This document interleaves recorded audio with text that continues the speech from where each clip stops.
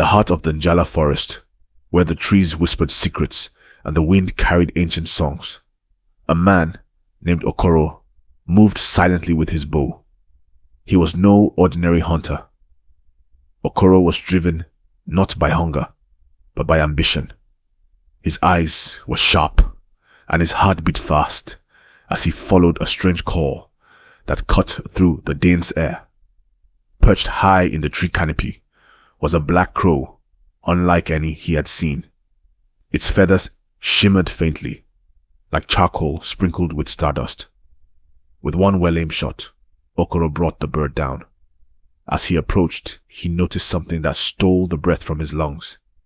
Etched in fine gold markings on the crow's right wing were the words, "Whoever eats my heart shall be king."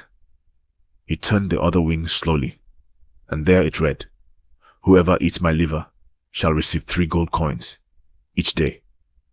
Okoro's eyes widened with greed.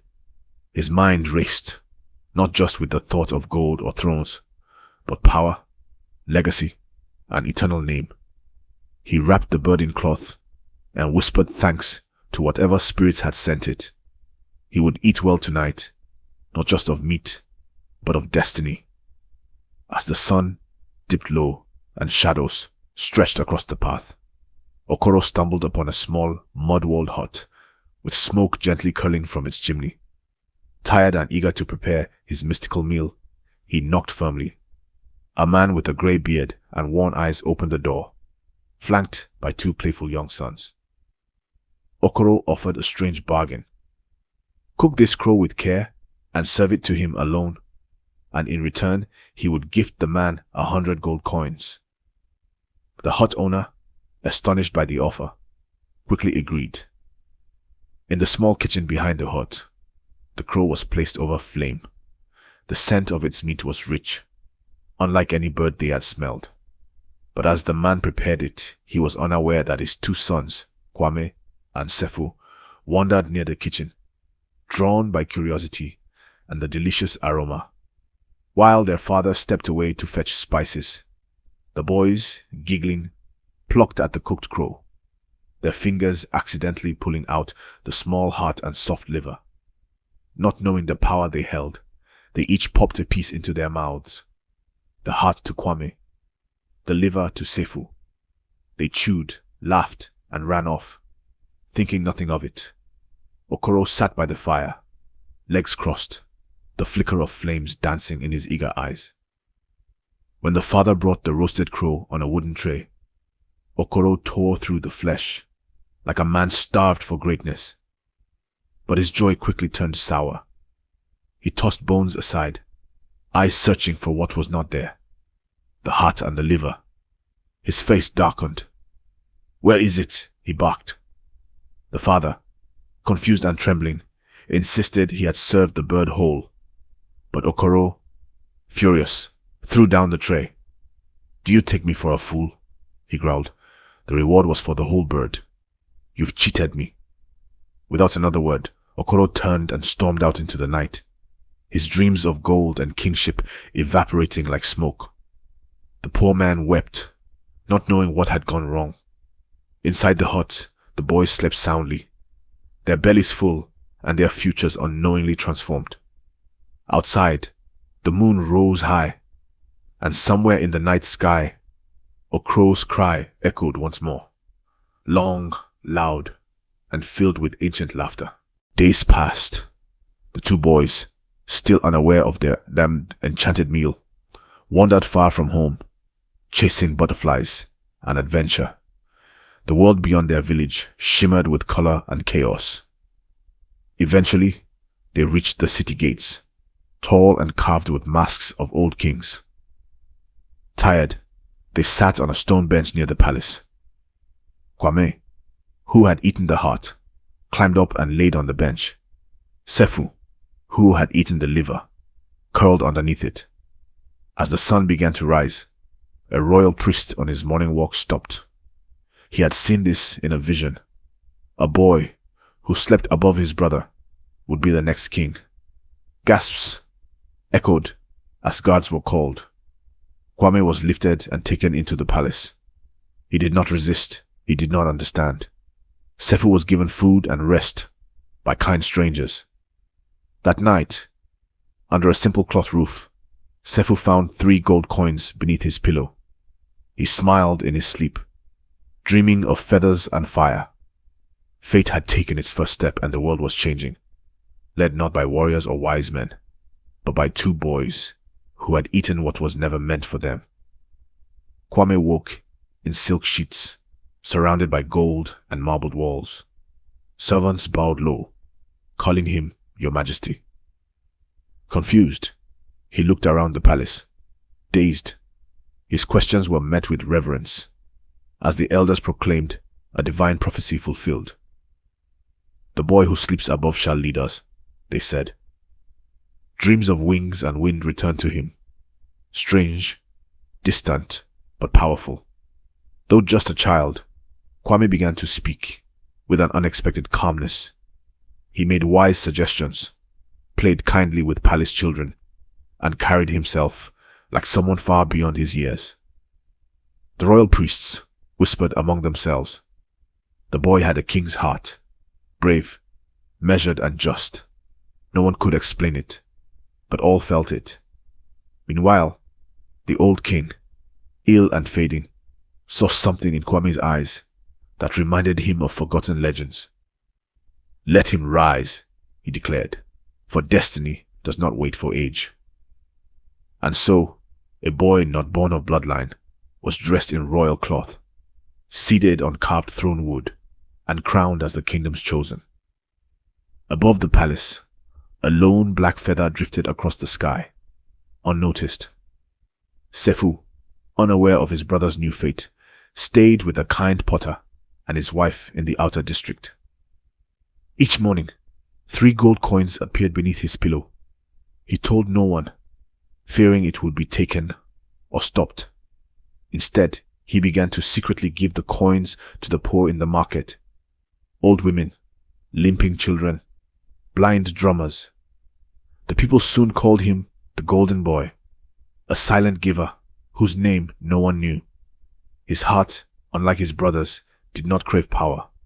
He only knew kindness and wonder.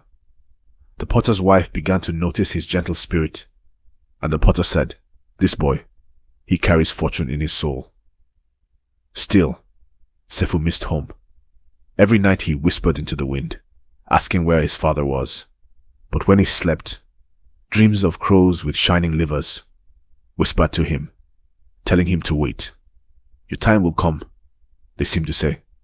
And so, under a leaking roof, a boy with riches slept like a pauper, kind, quiet, and watched by destiny.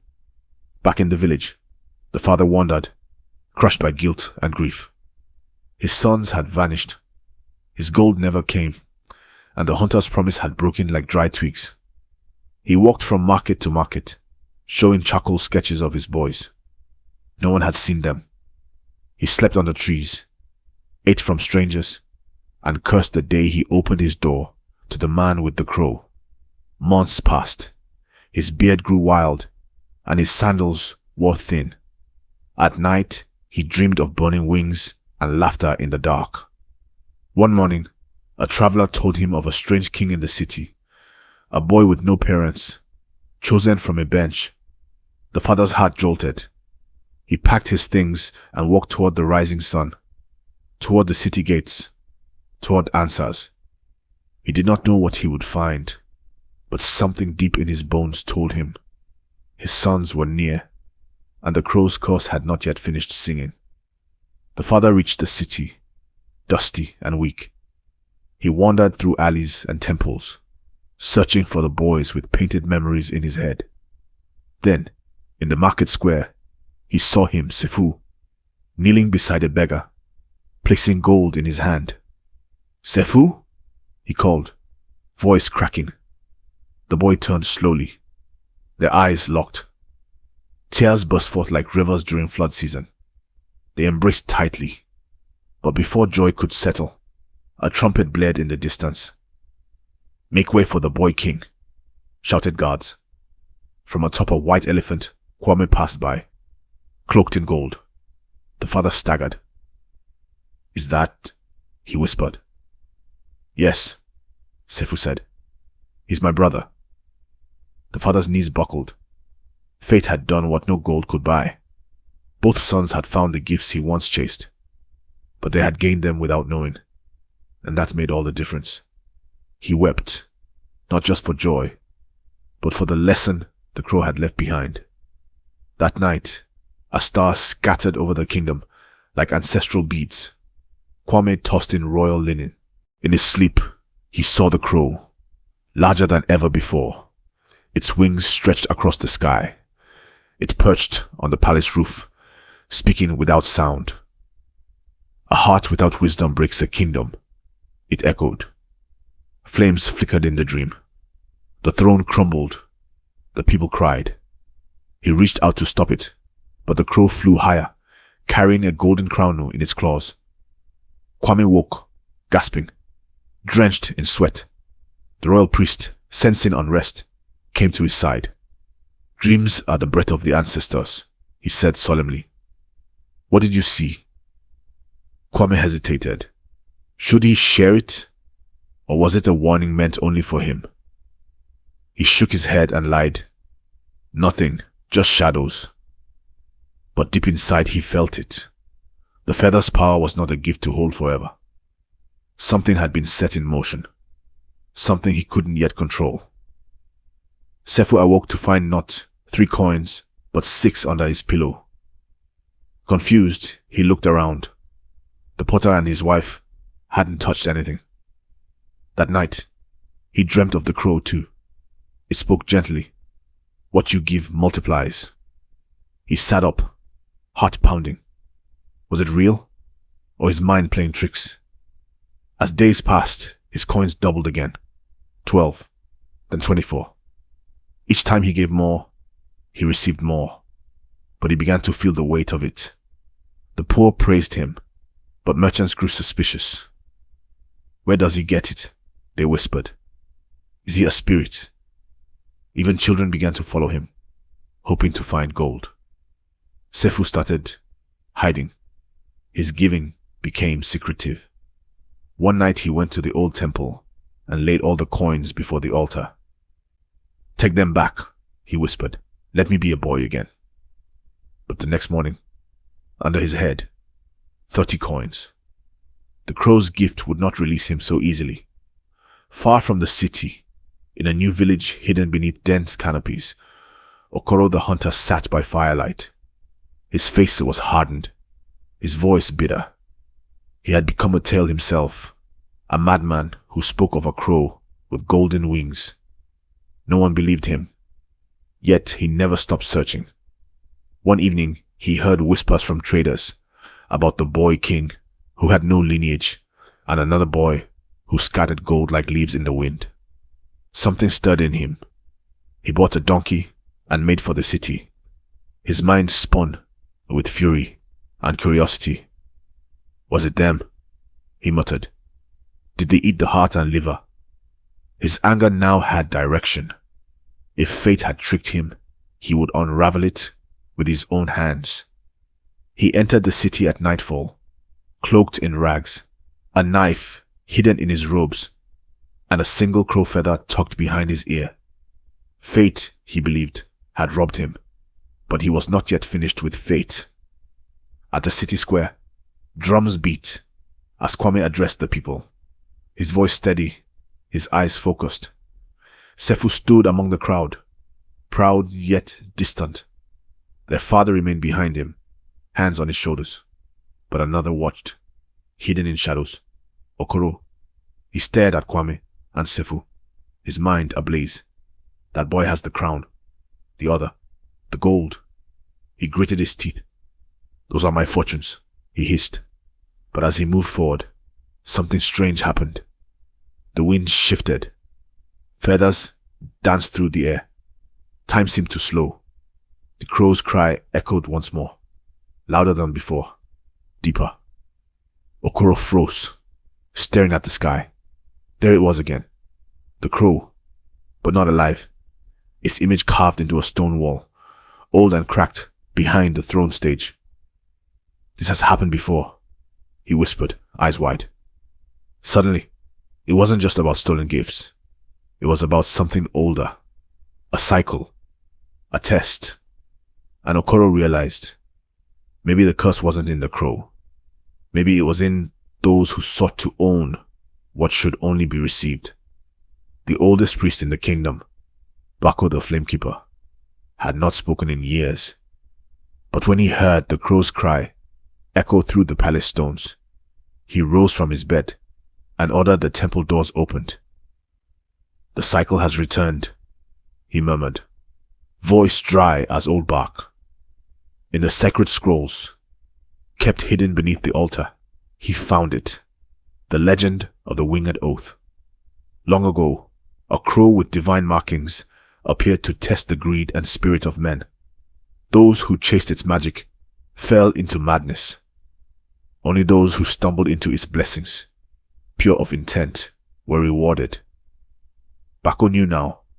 The crow was not a gift, it was a mirror. He summoned the Queen Mother and whispered, "Watch the one who hunts what he did not earn.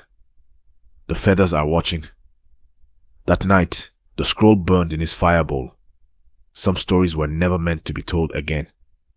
Kwame stood before his reflection, crown upon his brow, but a storm in his heart. Each time he ruled, it felt less like his own doing, and more like something else. His dreams grew darker. The crow now flew away from him, wings on fire. He summoned Sefu to the palace, asking him, "Do you ever feel strange? Like we are not meant to carry this?"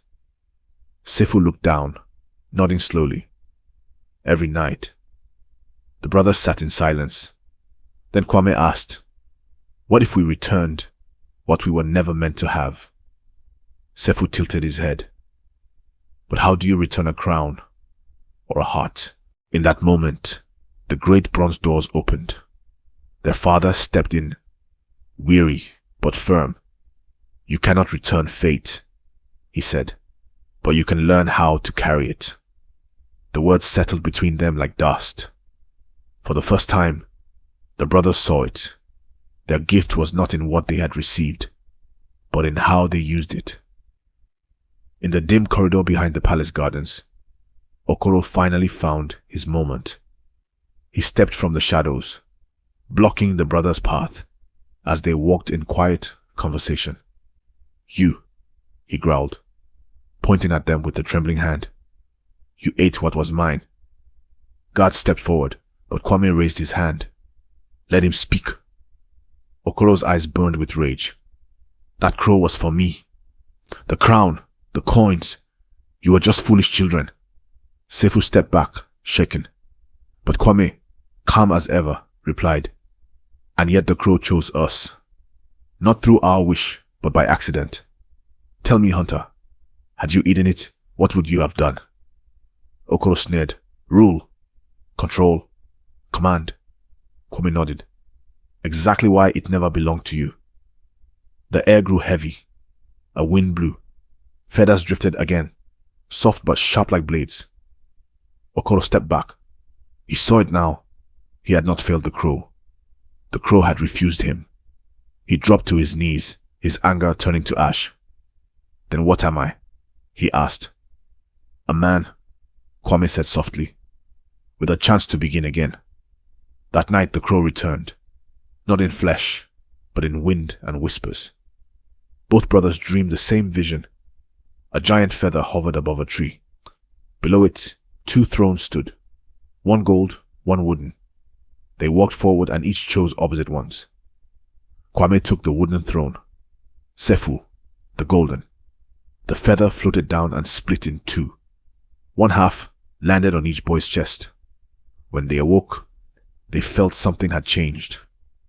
In the palace, Kwame removed his crown and gave it to the council. "Let me serve, not rule," he declared. In the village, Sefu built a home and started a school with his coins. They lived simply, but powerfully. Okoro became a teacher of hunters, never speaking of the crow again. And the father, he grew old watching his sons do what he never could. Carry greatness without chasing it.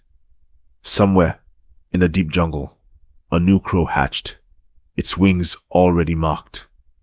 The cycle would begin again, but this time, the world had a story to remember. The sky over Nyoka shifted without warning. Birds stopped singing. Winds carried no scent. The calm that had rested over the land for years now felt like the hush before a scream. Kwame sat in his chamber of wisdom beneath the baobab, but even there, the breeze refused to speak. He gazed at the wooden staff, the carved feather on its tip now dull. A messenger arrived breathless, whispering of unrest in the eastern hills, farmlands turning barren, children falling ill. It was as though something old had been disturbed. Kwame looked to the horizon and whispered, "The crow stirs again." That night his dreams were filled with wings, but not like before. These were broken wings, dragging across cracked earth, and behind them, a shadow with eyes like glowing coins. The balance had shifted. The question was, why? Sefu noticed it first when the coins beneath his pillow appeared blackened at the edges. The next day, they didn't come at all. Then, the villagers reported strange sightings. Foxes circling their homes, crows gathering in silent groups on rooftops. The flow of generosity he had built was crumbling. "It's as though the gift is punishing us," the potter's wife said. But Sefu shook his head. "Number, it's not a punishment. It's a warning." He packed his bag and journeyed to the palace, where he found Kwame already awake. They spoke without words for a while, the air between them heavy. "We thought we had passed the test," Kwame said. "But what if? The test was never ours alone." Sefu's eyes darkened. "Then someone has taken what was never given." In the dead of night, a feather appeared on the palace gate, not drifting, but nailed with a black thorn. It shimmered with blood-red light, and around it, the air pulsed with quiet humming. The elders panicked. Some wept. Others whispered that a new crow had been born, and this one brought not tests, but reckoning. Kwame called a council, but the oldest priest refused to enter. "This feather does not ask who is worthy," he said. "It asks who will be spared." Sefu stepped forward. "If balance has broken, then someone must have broken it." And so, a list of suspects began. Traders, nobles, sorcerers. But deep in his gut, Sefu knew it was not someone new. It was someone old. The cycle hadn't been disturbed by a stranger. It had been reopened from within. Beyond the city, past the river, where the first feather was found, lay a stretch of forest no one had touched in years. It was there, beneath a twisted fig tree, that Okoro now lived, his hut built of bones and vines. He had never returned to the city, but he had not forgotten. The curse had festered in him, and in secret, he had captured a second crow, born with half-burned wings. He fed it ash. He bound it with spells, learned from desert wanderers. "If the crow gives kingship," he whispered, "then I will build my own kingdom of fire." The bird screeched, its eyes glowing white. In his madness, Okoro had awakened something ancient, something the first crow had kept sealed. And now, that seal was cracked. As thunder rolled over the hills, the sky wept. Not rain, but black feathers. That night, both Kwame and Sefu dreamed again. Not of feathers, but of fire. A great tree burned at the center of the world, and above it hovered the crow. Not alive, not dead, but watching. Its wings were no longer black but grey, heavy with ash. "The heart has grown proud. The gold has grown restless," it said in both their minds. "And the one who failed has fed the fire." When they awoke, they knew what it meant. Okoro had broken the balance. But more than that, the crow's gifts were never rewards. They were seeds, and if mishandled, they would rot into curses. With the feather from the palace gate in hand, Kwame gathered a band of elders and warriors. Sefu brought no weapons, only his quiet resolve. Together, they returned to the forest from which the curse had first flown. This time, not as boys of destiny, but as men shaped by consequence. The forest had changed.